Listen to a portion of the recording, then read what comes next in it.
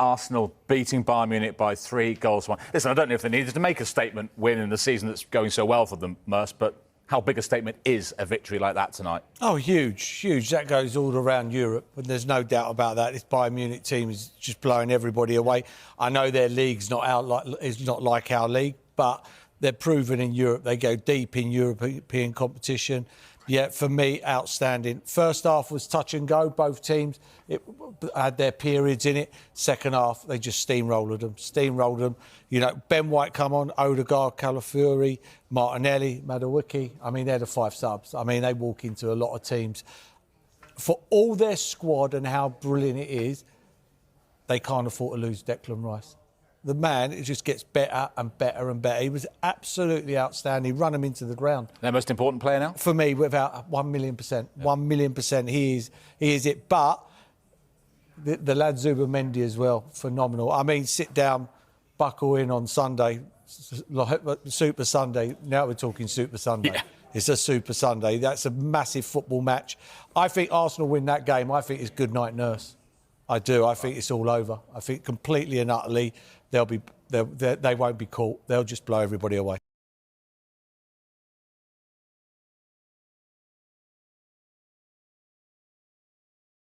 Right, it's gone half-time at Villa Park. Aston Villa are 2-0 up, as we told you, against Swiss side Young Boys. But the game has been marred by trouble in the stands. Now, Rob Jones is there for us, and we can join him now.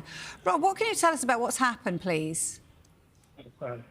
Yeah, I mean, for the first 40 minutes or so of the game, maybe a little bit less than that, it was all pretty good-natured. The Young Boys fans were making a good noise. There was plenty of energy, but I think the mood on that side of the ground changed quite significantly when Aston Villa scored their opening goal tonight. Daniel Marlon scored and then ran across towards the Young Boys fans, but not, you would say, in a particularly antagonistic way.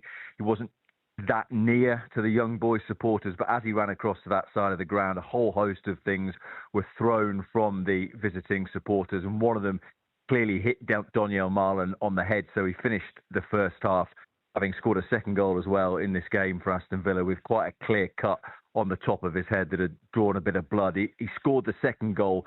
He ran towards the same side of the ground, but nowhere near the Young Boys supporters. Again, they tried their best to throw something, but he was too far away to be struck by anything on this occasion. And after that happened, it became a lot more heated, you would say, between the stewards inside the ground at Villa Park and the Young Boys fans as well. Initially, it was things like plastic cups that were clearly being thrown, but after that, there were at least 2 or 3 that I saw pale blue seats in that part of the ground that were thrown from the Young Boys supporters.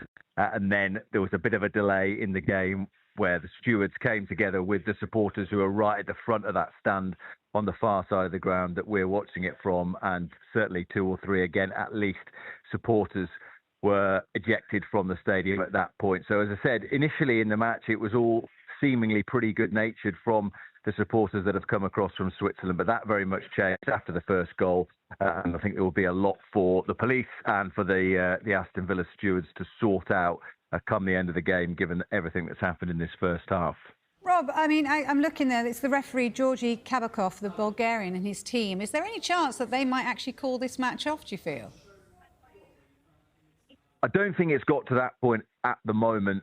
After there was a delay in play where those supporters were taken out of the ground, the referee called the 2 captains, including Villa's Yuri Tillemans, together. I think probably some of this will ease in the second half because Villa will be kicking towards the Holt end. So if they score, they will probably go in front of their own fans at that famous old end of the ground.